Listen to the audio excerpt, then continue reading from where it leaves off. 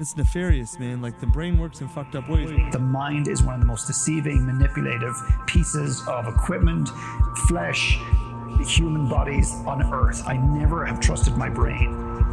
All of that weight lives in your head, and you are the decision maker. Psychology of Entrepreneurship. Hi, it's Ronsley. If this is your first volume, welcome. This is a weekly series where I go inside the mind of an entrepreneur, artist, athlete, academic to decipher what is the psychology of our decisions. Since we've last reported, the number of COVID-19 cases have gone up by over 600,000 new cases. That's 600,000 new cases in about a week. And by the time you listen to this a week later from today, this would be old news. But for the record, this was the latest from ABC News Australia, Saturday, the 11th of April, 2020.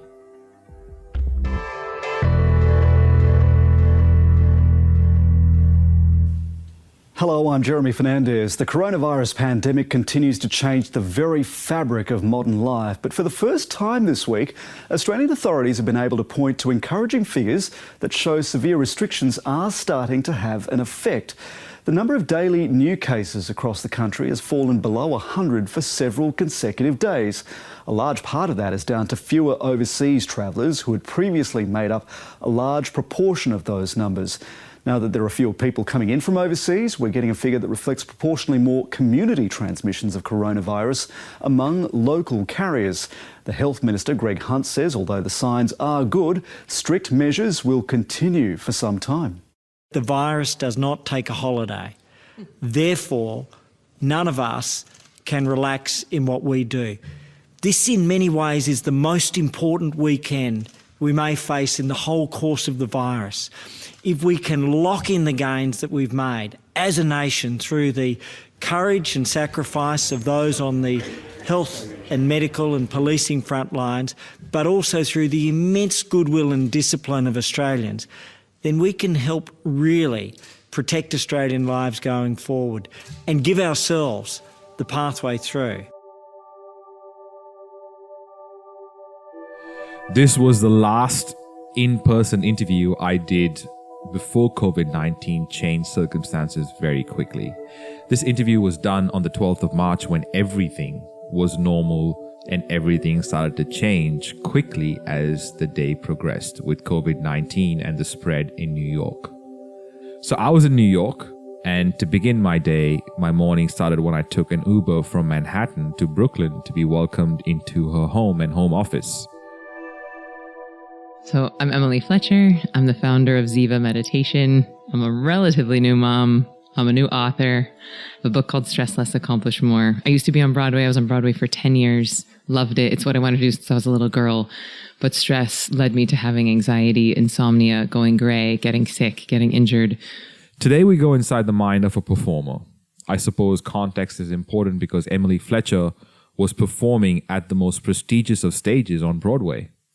I wonder if she knows Mark Fisher from Volume 19, who was discussing with us about making resolutions and the psychology around that, as well as The third piece I'm sort of playing with that framework is memento mori. It's like, know you're going to die. And I think that why that matters is because I think right now, and again, real-time framework, I'm thinking the first piece, of course, is to know who you are, right? Know what you want to do, know what principles of life matter to you, what's important to you.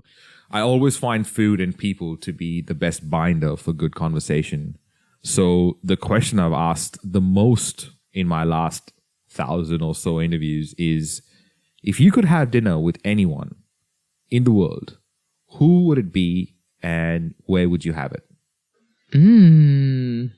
Okay, so Bora Bora. This is the most beautiful place I've ever been. I'd love to have Oprah, Marie Forleo, Richard Branson, my husband, my son, my mom. I'd like my mom to listen in. Mark Hyman, love him, dear friend and Ziva graduate. Who else? Obama. Yeah, that's good. That'd be good. Wouldn't you just love to listen in on that conversation? Emily, you were saying how stress led you to have anxiety, insomnia, going gray, getting sick, getting injured. Is there a happy ending? Happy ending. Found meditation, cured my insomnia on the first day, stopped going gray, didn't get sick for 8.5 years, started enjoying my job again, and just thought, why does everyone not do this? Left Broadway, went to India, started a 3-year training process to teach. Since graduating, I've taught 20,000 people to meditate, opened up a brick and mortar studio in New York, created the world's first online meditation training, which is now called Ziva Online. The book has sold over 50,000 copies in less than a year, just came out in paperback. And now the thing I love the most is being a mom to Jasper. It's the thing that brings me the most joy. But the thing I'm most excited about with Ziva is that we're in the process of creating a kids meditation course. And I think it's going to be the world's best kids meditation training. We're working with Emmy Award-winning writers from Sesame Street. We're building our own puppet. It's going to be 3 different age ranges. We're working with Dr. Shafali. We're working with Harvard child psychologists. Like it's going to be really, really good. And I think the world needs it and is so ready. The world is so ready. Emily, what kind of results do you see for the ones who haven't really witnessed meditation or mindfulness for that matter? The thing I'm most proud of and the thing that brings me the most joy is getting emails from my students every day or posts in our Facebook groups that are like, hey, I haven't had an anxiety attack in 3 weeks. Hey, I started writing that book. Hey, I lost 20 pounds. Hey, I reunited with my mom who I was estranged with. Hey, my daughter and I are speaking after 10 years. Hey, I got off my meds. Hey, I started therapy. I hear this all day, every day. We have a doc, a spreadsheet with many different tabs with over 1,000 testimonials. I actually hired someone full time to manage our testimonials. That's how many we have. And they just keep coming in, like just to organize them and to put them into categories and types. Like that is probably the thing I'm most proud of. And it has nothing to do with me. It has everything to do with them committing to the practice. But I am very good at communicating this stuff. Like there are people who are better teachers than me, and there are people who are better on camera than me, but there's no one who's as good at both as me. So I'm very happy to be meditation's ambassador. We've talked about the benefits of meditation loads of times throughout this series. We know that it can reduce stress, depression, and anxiety and make you feel more focused. But in case you weren't already convinced that it really does improve your lifestyle, here's just a few things that meditation can do for you that you might not have considered. It can slow down the progression of neurodegenerative diseases such as Alzheimer's and dementia. According to a study done by the Beth Israel Medical Center in Boston, there's a link between meditation-induced stress reduction and slowing certain neurodegenerative diseases such as dementia and Alzheimer's. Over the course of the study, participating Alzheimer's patients showed a slower progression after 8 weeks than patients who did not participate. It can also relieve pain. Meditation as a painkiller works by calming the somatosensory cortex in the brain while inciting activity in other parts of the brain. Research done by the Wake Forest Baptist University found that meditation has the power to decrease the intensity of pain by 40% and the general unpleasantness of pain by 57%. Comparatively, morphine and similar painkillers reduce pain by only about 25%. And if that wasn't already enough, there have been countless studies conducted suggesting that meditation can play an important role in helping those that are struggling with addiction. Some of the things we don't value often is our beliefs and patterns. What are our current beliefs? What do we defend? What belief don't we like being challenged? What patterns have we created to avoid those beliefs being challenged in the first place? Well, I'm a very firm believer that heaven is right here, right now, inside of you. It is not a destination. It is not a place to get to. There are no gates. The only gates are self-imposed or internal layers of stress. But now I can very clearly say that heaven for me right now is playing with my son and hearing his pure laughter and like moments where my husband and my son and I are all like when they're wrestling or he's feeding the dog Cheerios and just squealing with delight, like the purity of his laughter is visceral proof to me that we are all born perfect. We are all born happy. We are all born in full, complete bliss. And our only job on this planet is to undo all of the stress and trauma that is keeping us from experiencing that 24 hours a day. What would total bliss feel like to you? What would have to happen around you for you to feel that bliss? And how realistic are those expectations? I digress. Emily, meditation is like a whole bunch of woo-woo stuff, right? How can you get stuff done if you're sitting quietly in a corner pointing out the obvious in and out motion of my breath? So look, this is my whole career. This is what I've written. I've built a whole business on it. I wrote a whole book about it. And it is, the message is stress less, accomplish more. I am taking the very powerful medicine that is meditation, and I am wrapping it in some delicious candy coating of like, hey, this is going to help you make more money, and you're going to have better sex. And oh yeah, you're also going to be less of a dick. So it's like, why would you not do it? So I'm just framing it. I'm just helping people to move towards the positive, to see that the less stressed they are, the more productive they will be, the better their lives will be, because we all at the end of the day just want our lives to be better. So even if you're not aware of your level of stress, even if you're not aware of the trauma or, healing that needs to happen internally, everybody wants better sex. Everybody wants more money. Everybody wants better sleep. And then, so my job is just to be the gateway drug. My job is just to get people in the door. Just start peeling away the layers of stress. And then usually when people want to go for more advanced knowledge or really, look for enlightenment or get into higher states of consciousness, I do offer those trainings, but oftentimes people will go to other teachers, or if they're looking to really have meditation be a part of their identity, I'm not their teacher necessarily. Right. I'm just, gateway drug. And Emily, from a meditation standpoint, what does the science suggest? This is different from Ziva meditation, where you're giving your body rest that's somewhere between 2 to 5 times deeper than sleep. Okay. And that's not insignificant because of the rest piece that I just said. When you give your body the rest that it needs, it's healing itself, not only from stress from today, but all that stuff we've been storing in our cells from our past, and maybe even what we've inherited. I've seen the papers that we're inheriting stress for at least 2 generations. I've heard 7, but I can only find scientific papers that we're inheriting it for at least 2, right? So that means that, if your grandparents were slaves or descendants of slaves, if your grandparents were in the Holocaust, this is legit trauma that you have to deal with. You've inherited the blueprint for your health, but you are the architect, right? So we gotta take that seriously. All these outcomes sound amazing, but I suppose just like the alcoholics who know they need to stop drinking, to the overeaters who know they need to stop eating, we always have the steps, but something stops us. Well, we do have to find a teacher that resonates with us, or a message that resonates with us. Otherwise, it falls on deaf ears. And yes, we have to be ready. The old adage of when the student is ready, the teacher will appear, whatever that teacher is. But I would say a huge amount of people staying and suffering is the fear of the pain of healing. Nobody wants to feel their feelings. We've been trained since infancy. Shh, don't cry, have a bottle. Shh, don't cry, have a snack. Shh, don't cry, have a toy. Don't cry, don't cry. You're fine. You're fine. You're okay. You're okay. You're safe. You're fine. You're okay. And so we've been literally trained since infancy not to feel our feelings. Don't feel fat, have some Spanx. Don't feel lonely, have some Facebook. Don't feel sad, have some Zoloft. Don't feel angry, have some Xanax. Like, don't feel. There's billions of dollars of industry built on top of ensuring it.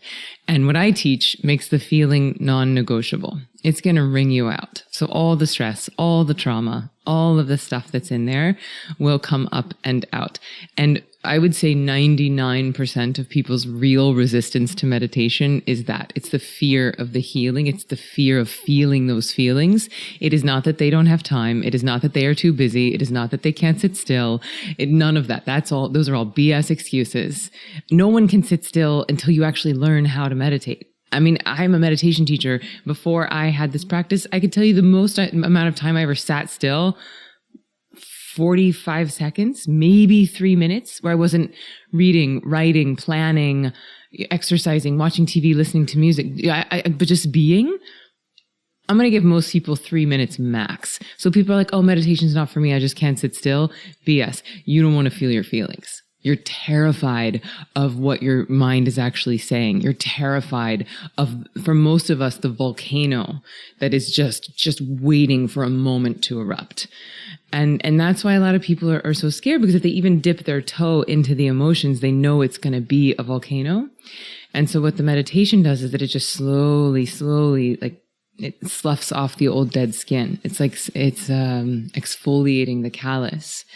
And people are scared of that as well. They want those calluses. They're like, I need that armor. I need that protection around my heart. If it softens, I'm going to feel too much. To which I say, you're feeling anyway. That pain is there anyway. And my sweet boyfriend in high school, he wrote me a song and it said, there's more room on the outside. It's like, what are we doing holding it all inside? It's making us sick. It's making us stupid. It's making us slow. It's wasting our mental and physical cycles. And if we let that stuff up and out through meditation or therapy or ayahuasca or exercise or whatever your path to healing is, it doesn't have to be meditation.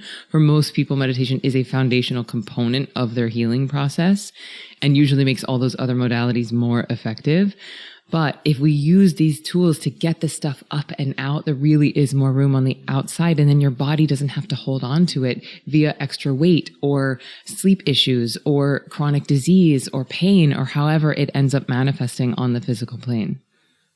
Meditation in different forms have been amazing for me. Recently, maybe 3 weeks before the coronavirus went mental across the globe, I reconnected with my mom after 3 years. And the point of change was definitely in between a meditation, because I remember stopping and sending my mom a message. First of all, I'm so happy that happened. I'm so happy you reconnected with your mom. I can only imagine the ripple effect of healing for both of you that will happen from that reunion. So bravo. Thank you for doing that healing. Right? Like you're even seeing now, you heal yourself. This is going to help heal your mom. This is probably going to help heal your whole family dynamic. It will heal generations to come. So when people are like, oh, I don't have time to meditate. It's like, what the fuck else are you doing, first of all? This is your brain we're talking about. And also, this is the least selfish thing you could be doing, because if you don't handle this, you're going to pass it down to your kids. They're going to pass it down to theirs. Like, we have to stop the lineage of trauma at some point. And so, thank you. So we've talked about mindfulness a decent amount, state change, and technique-wise, this is where we're directing our focus. So any guided visualization, most of the apps out there where someone's talking you through, where you're directing your imagination to your chakras or a waterfall or whatever, it's all fine, but it's keeping you in your left brain realm of thinking, and you're directing your focus, and it's really only dealing with your stress in the now. My boss yelled at me. I feel stressed. Let me do 10 minutes of my app. I feel better in the now. When we come back, why mindfulness is very different to meditation, and we go deeper into the world of mystical science.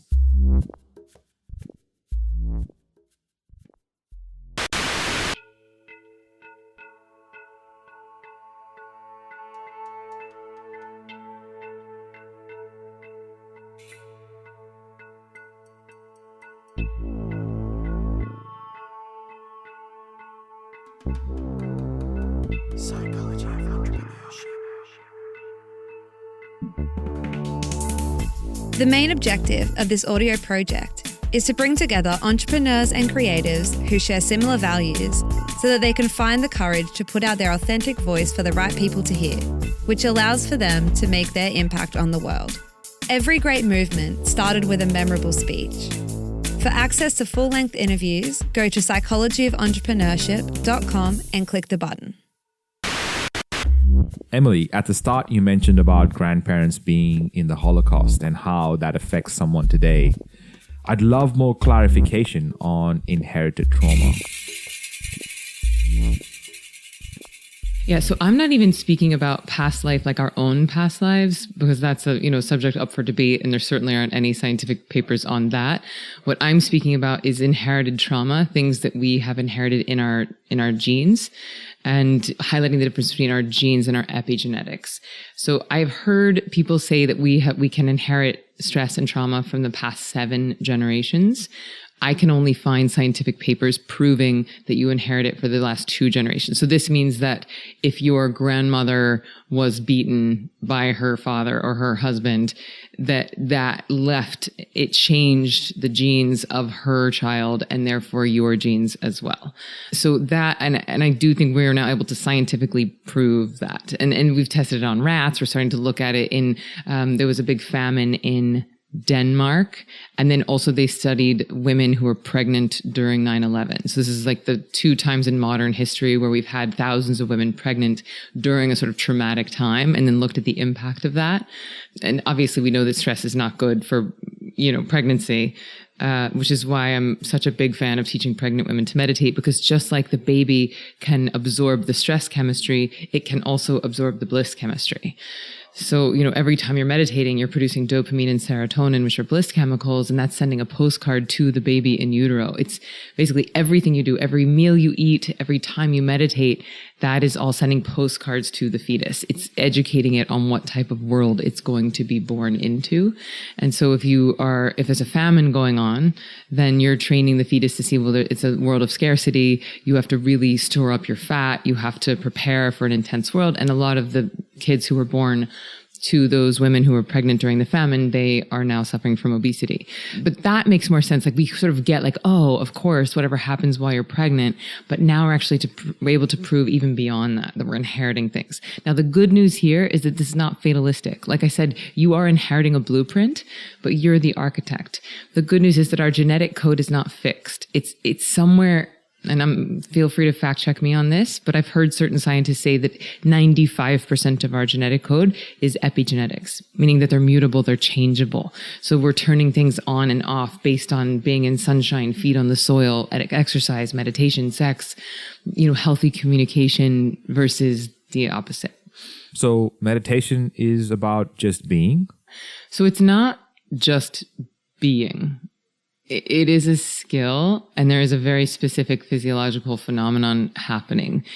Yes, it is a time not to be doing, but there is a very specific catharsis happening. There is an excavation going on in the style of meditation that I teach. And if people understand the opportunity cost of what stress has on them, that stress really is making us stupid, sick, and slow, that according to Harvard Medical School, it's responsible for 90% of all doctors' visits, that, most scientists are calling it the black plague of our century, until coronavirus came. But, it's another conversation for another time. But when people really start to understand that when we're stressed, our brain and body cannot help but think that a tiger is attacking us.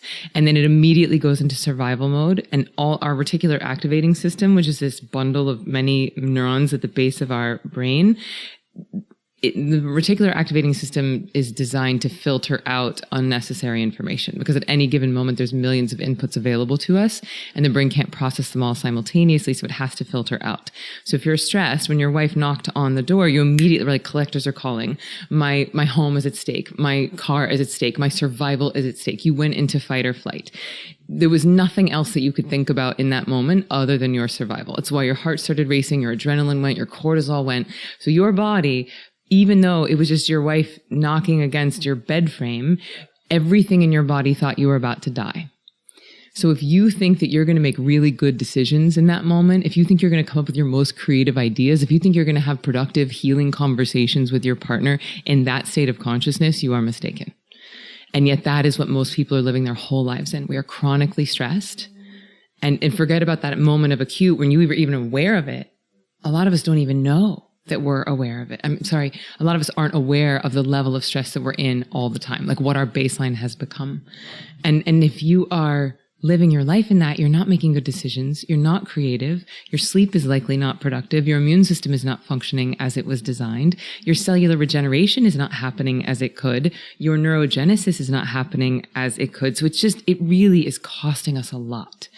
And I think when people understand that, then they see that, me taking 15 minutes to make all of those systems function optimally is not wasting time. It is not just being, it is healing in a very specific way so that I can be smarter, so that I can be faster, so that my sleep can be more efficient, so I can be more intuitive, so I can actually hear how nature is trying to use me, what ideas are trying to be birthed through me.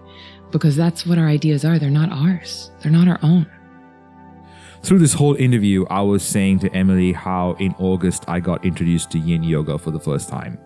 And there are very few days now when I don't get at least a 25 to 45 minute yin yoga session with instructions from my iPad. So a couple of things here. One, yin yoga, I think, is really healing, really restorative, and it's quite similar to what I teach. So just so people understand the difference, you've probably seen like the yin and yang sign, the white and the black. And so you notice it's one part of the circle is going down, the other part of the circle is going up, and they are balancing each other. So yang is what most people think of when they think of yoga, or they're like, I'm using my muscles, I'm creating heat in the body, I'm strengthening. You know, you're sweating probably in a quote unquote regular yoga class, but that's all upward energy, yang energy. Whereas yin energy is the downward. And so in yin, you're not using your muscles, you're just letting gravity do the work for you, you're opening up your spine. It's very restorative. It's cooling, it's de-exciting. And the type of meditation that I teach is very similar. It's on that yin side of the trajectory. It is de-exciting. You are using other tools, not yoga postures, not asanas, but you're using other tools to de-excite the nervous system. And the magic happens in the de-excitation. When you de-excite something, you create order. When you create order in your body, the lifetime of stress can come up and out. If we're running around in that yang energy, that excited stress state, everything is moving so quickly, the stress is trying to leave, but it can't find the exit. And so that's what we do when we practice meditation, when we practice things like yin yoga, when you do things like yoga nidra, any sort of cooling, de-exciting practice is inducing rest. Rest is healing for the body. If you get sick, what is your doctor going to tell you to do? Rest. Right? It's not going to tell you to run a marathon, swim 6 miles, and then come back here. No, rest, rest, rest. When you give your body the rest that it needs, it knows how to heal itself.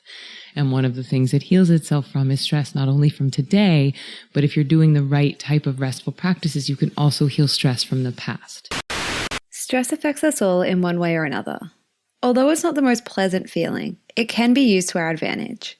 In fact, that's why it's there.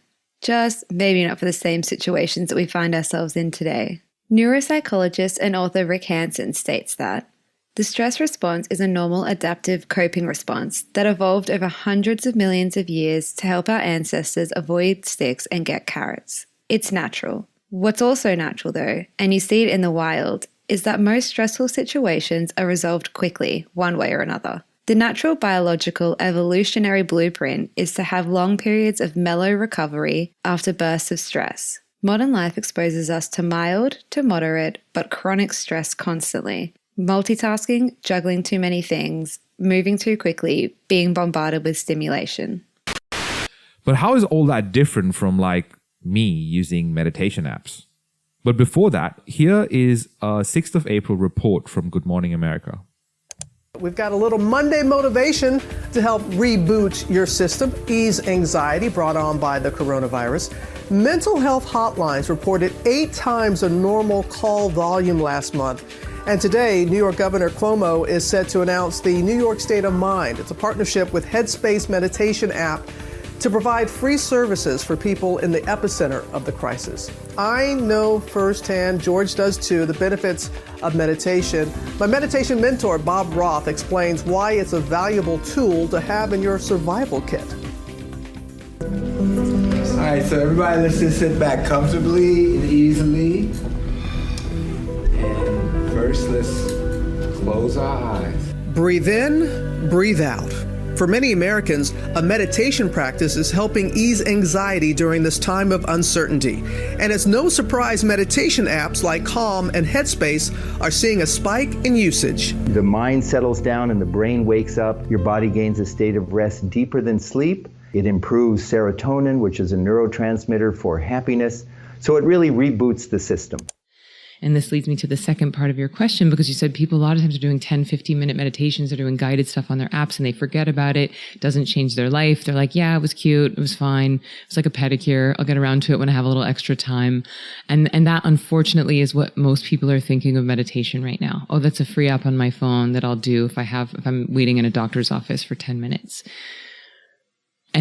And this is why I'm really educating people on the difference between mindfulness and meditation, so that we see that they are different tools that affect the brain in different ways. So mindfulness is the art of bringing your awareness into the present moment. And right now we could take 3 mindful breaths. I could walk you through a mindfulness exercise right now. It will be fine. You might feel nice at the end of it. It's likely not going to change your life. It is a state change. For you listening, every time you learn a tactic that creates a state change in you, it is super important to pay attention to why it is being caused. And how can you change your state by practicing these methods? Walking in the woods, washing dishes, exercising. And that's why people say exercise is my meditation. Biking in the woods is my meditation. I'm like, what you're saying is you feel conscious, you feel present, you feel aware in those moments, which is beautiful and necessary and powerful, especially in this day and age when we've all become bulimic of the brain. Mindfulness is a very powerful tool. It is the art of bringing your awareness into the present moment. But the main distinction that I want to make here is that mindfulness is very good at dealing with your stress in the now, state change.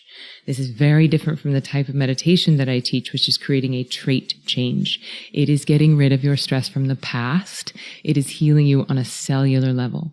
It is healing you on even a pre-verbal level.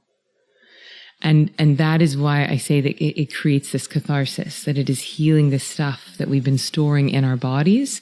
But this is where the magic happens. When you get rid of that stress from your past, this is what ushers us into higher states of cognitive performance. This is what allows us to accomplish our to-do list in 3 hours instead of 5. This is what decreases our sleep latency, which means we can fall asleep faster because your brain isn't spinning its wheels from the day. You've handled that while you meditated, so you just fall into sleep. So your sleep becomes much more efficient and then over time more rejuvenating.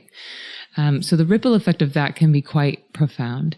And really, I would say any practice, yin yoga, yoga nidra, meditation, diets, all of it, EMDR, therapy, really what we're up to is purifying the physiology. And this leads me back to the very original part of the conversation of what is heaven. It's right here, right now. It's available to you in this moment. But most of us are having a hard time accessing it because either we have some purification that needs to happen physically or emotionally. And this is why you're saying, well, when I was changing my diet, I was changing my exercise and nothing was healing. It's because likely there was a bit of emotional trauma that your brain was programmed in a certain way, and your brain is responsible for printing every single cell in your body. So if you don't change that script, if you don't change that piece of code, it's going to keep printing the same cells. There is enough science that shows us facts about humans giving the power to manifest situations, events, and things into their lives. And also, they don't happen by accident. I'm not sure if you remember Melissa Ambrosini from volume 21 say this. I feel truly proud that I've been able to move through what I've been able to move through. I feel truly proud that I have reprogrammed so much because I wouldn't have what I have if I didn't. And so I feel proud of myself for continuously doing the work and showing up to my meditation twice a day, every day, getting support from counselors, coaches, therapists, psychotherapists, all the people that have supported me over the past 10 years. I'm so grateful for them. Also, your environment dictates your successes. We've seen it happen. You have twins, identical genetic twins, put one in a concentration camp, put the other one in a yoga studio in Hawaii. They are not going to look, feel, act, or reproduce the same at the end of 40 years. So we get it, but we're still, but that Taco Bell didn't influence me. That Jack Daniels didn't bother me. Me not exercising for 10 years, that didn't affect me. My chronic stress and watching the news 24 hours a day, that's not going to affect me. But it does. So the meditation piece, really good at creating a trait change, getting rid of your stress from the past, which is what I've seen where the magic happens, where you really start to have these leaps in cognitive performance and actually these leaps in consciousness. It's when the magic, where you start to feel like, oh, you're just in the right place at the right time. You think about your mom and call her, and then she's like, I was just thinking about you. Which leads me to the third M, which is probably the most woo-woo of the M's, which is manifesting. And I get a lot of eye rolls when I say I teach manifesting, and people are like, oh God, Emily, you want me to secret my dreams? Like, I have a job to do. I'm $500,000 in debt. I don't have time to manifest. I have to work for a living. And yes, that's all true. Here is Oprah and Wayne Dyer talking about manifestation. Mastering the art of manifestation. How is that different from the law of attraction? It's very, very different. Tell me. Yeah. The law of attraction, and I'm not here to put down the law of attraction. I think the law of attraction and The Secret opened people up to a new way of thinking. Absolutely. It had its flaws because it allowed some people to think that all you had to do was think about a bicycle and there it would show up. Yeah. And the key word that you use in here over and over and over again in every chapter is that in order to attract or manifest anything, you have to be in alignment with your source. With God. You have to be. It's about. You have to stay connected to the ocean. That's right. Because you can't just sit around and wishing for stuff. So the basic thing that Neville taught me, and a lot of this is from the teachings of Neville, Neville Goddard, who died in the 1970s. He basically said that all of us have within us this amazing capacity to manifest and attract anything that we want into our life. So how we call it, what words that we use, we have to be able to say, in The Secret they say you get what you want, and what is missing. And what Neville said and what has come to me and what I got from the I Am discourses and what I get from the New Testament, which I read before I did this, is that you say, I will attract into my life what I am, not what I want. Manifesting does not mean you don't work. Manifesting does not take you off the hook. Manifesting, to me, means consciously designing a life you love. It's you getting intentional about what you want your life to look like. How much money do I want to make this year? How much sex would I like to have in a month? What does my dream friend group look like? Where's my dream vacation? What do I want my legacy to be? Asking questions like that, which sounds simple, but most people are not asking those questions. We're asking questions like, what should I do? What's going to make me the most money? What's going to make my dad proud? What's going to justify the $100,000 I just spent on that degree?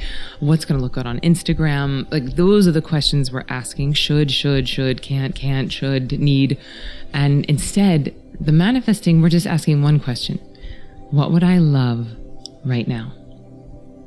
What would I love right now? It is the simplest. You say, what would I love? That puts you into spirit. That puts you into possibility.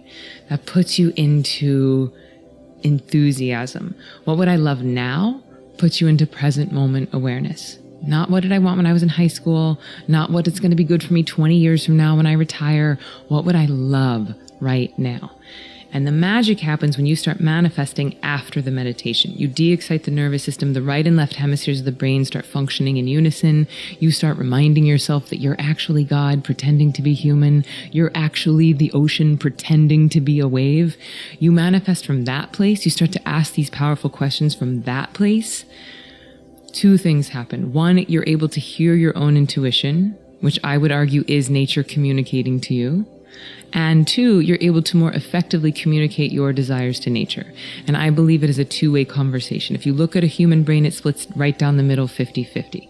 50% left brain, 50% right brain. And the way I interpret that is that it's 50% individuality and 50% totality. It is not either or. We are not fatalists, nor are we totally, in control of or responsible for everything that's happening. If that was true, it'd be like, all right, well, I'm going to make $1 million at 4:47 next Tuesday. Like, no, you're not. So it's like, it's 50-50. And I think embracing that balance, the mastery comes in knowing how to dance the dance between individuality and totality. Knowing what's your job, which is to place the order with the cosmic waitress at the cosmic restaurant, and then allowing her to do her job, which is to deliver the order which she's happy to do.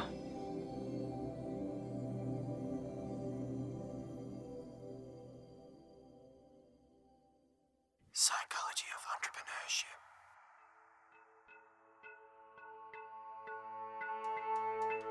Coming up on the Psychology of Entrepreneurship. So I've co-founded a movement. I have a TEDx talk, you can find it. And the movement is called What Made You Smile Today? To me, he said, even if you don't get unscrewed up, even if you don't become a doctor, even if you don't do anything with the rest of your life, which is what I thought I was capable of at that point, he said, I'd be proud to know you because you have a streak of goodness in you that we don't grade in medical school. And you have no idea how much the world needs that goodness. I wrote an article which became part of an 8-part series, and it was called Why People Kill Themselves. Pain is pain. Suffering is feeling alone in pain. Everybody has a backstory. So Psychology of Entrepreneurship. I interviewed Emily because she's the founder of Ziva Meditation and is the leading expert in meditation for extraordinary performance. Emily started out performing on Broadway and has performed in big name productions like Chicago, The Producers, and A Chorus Line. She is the author of Stress Less, Accomplish More, which debuted at number 7 on Amazon. Her work has been featured in the New York Times, The Today Show, Vogue, and ABC News. She has taught meditation to 20,000 students all over the world, and I think that number keeps going up. Her students have included Grammy, Oscar, and Emmy winners, famous athletes, giant names in the business world, Navy SEALs, and social influencers. But she works with people from all walks of life, from busy mums to Fortune 500 A-listers. She is a Broadway star, a mom, and a friend. Psychology of Entrepreneurship. This is a Must Amplify production. Special thanks to every guest expert that has appeared on the show. Voiceovers, editing, and sound design by Kaylee Bonnyman. Guest research and content by Claire Gould and Corinne Castles. Project managed by Kaylee Bonnyman. Produced and hosted by me, Ronsley Vaz. For more episodes and where to listen, go to mustamplify.com/POE. Hey, it's Kaylee from Must Amplify. I'm the sound engineer for this volume of Psychology of Entrepreneurship. I'm part of the team that made this production come alive. I work as a part of a global team with our studios based in West End, Brisbane, Australia. If you would like a podcasting checklist, email me at kaylee@amplifyagency.media. That's KAILI@amplifyagency.media. We specialize in finding your voice and making sure it's heard by the right people. If you are considering whether a podcast is a good idea for your business, check out our other show on shouldistartapodcast.com. Are you still listening? Here's a little gift to you for sticking around. To begin my day, my morning started with, and home office. No, well, that sounds weird. Let me do this again. What's up, motherfuckers?